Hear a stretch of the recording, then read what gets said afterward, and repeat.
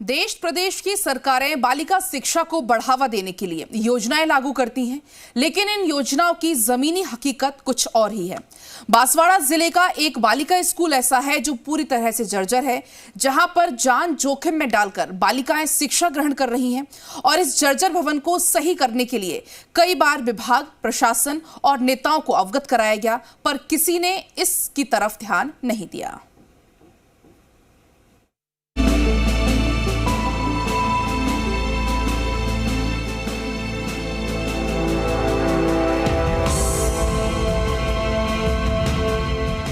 देश में आजादी का अमृत महोत्सव बड़ी धूमधाम से मनाया गया, लेकिन देश के ग्रामीण क्षेत्रों में बालिका शिक्षा को बढ़ावा देने के लिए जो वादे सरकार करती है, उसकी जमीनी हकीकत कुछ और ही होती है।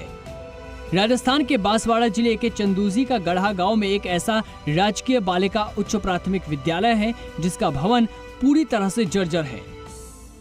इस विद्यालय में बालिका और शिक्षक जान जोखिम में डालकर पठन पाठन के लिए आ रहे हैं।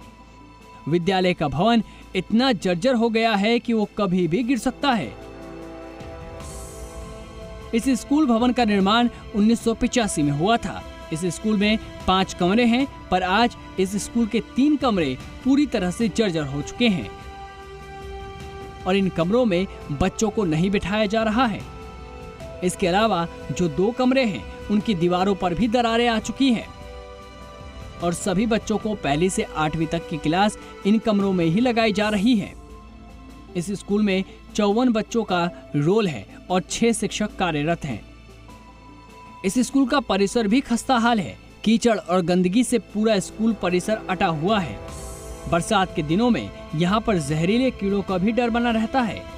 खस्ता हाल भवन के कारण कई छात्राएं तो स्कूल में पढ़ने भी नहीं आ रही है। बरसात के दिनों में इस स्कूल की मरम्मत के लिए कई बार शिक्षा विभाग, जिला प्रशासन और जनप्रतिनिधियों को अवगत कराया गया, पर अब तक किसी ने इस ओर ध्यान नहीं दिया है। स्कूल बहुत पुराना बना हुआ है, लगभग 1985 का थोड़ा जर्जर हो चुका और 2 कमरे हमारे पास में सुरक्षित है, जिसमें बच्चों का अध्ययन करवा रहे हैं। पंचायत में सरपंच को अवगत कराया, पीओ सर को अवगत कराया, उच्च अधिकारियों को अवगत कराया।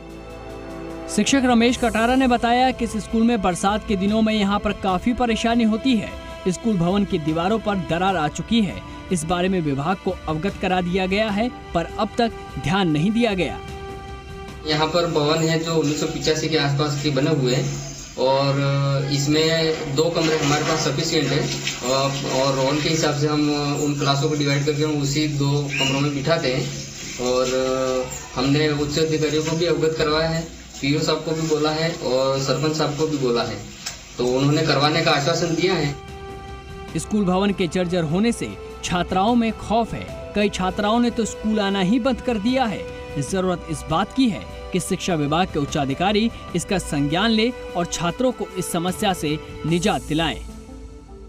न शिक्षा विभाग ध्यान दे रहा है, न ही जिला प्रशासन ध्यान दे रहा है, जिसके चलते आज खतरे में यहाँ पर स्कूल के जो छात्र हैं और शिक्षक हैं, वो यहाँ पर अपनी जान जोखिम में डालकर शिक्षा ग्रहण कर रहे हैं।